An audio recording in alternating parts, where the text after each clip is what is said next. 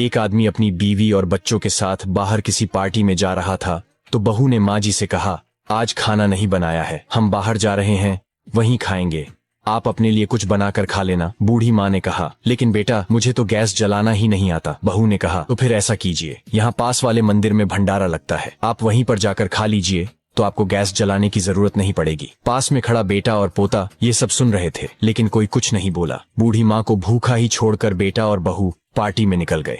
माँ को थोड़ा सा दुख तो हुआ, लेकिन फिर अपने आप को यह सोचकर मना लिया कि ठीक ही तो है, कभी कभी घर के काम से बहू को भी आराम मिलना चाहिए और भगवान का भंडारा सौभाग्य से किस्मत वालों को ही मिलता है। वह खुशी खुशी मंदिर में जाकर भंडारा खा आई। एक दिन बेटे की छुट्टी थी। बेटा, बहू और उनका बच्चा अपने घर में साथ में समय बिता रहे थे। बेटे और बहू ने अपने बच्चे से पूछा कि बेटा, बड़े होकर क्या बनना चाहते हो और क्या करना चाहते हो? छोटे बच्चे ने बड़े ही सरल भाव से माँ बाप को उत्तर देते हुए कहा, मैं बड़ा होकर कलेक्टर बनना चाहता हूँ। मेरी इच्छा है कि इस घर से बड़ा एक घर लूंगा, लेकिन वह घर मंदिर के पास होना चाहिए ताकि मैं बड़ा होकर किसी भी पार्टी में बाहर जाऊं तो आप दोनों को ज्यादा तकलीफ ना हो। मंदिर नजदीक रहेगा तो आपको ज्यादा दूर जाकर भंडारा नहीं खाना पड़ेगा।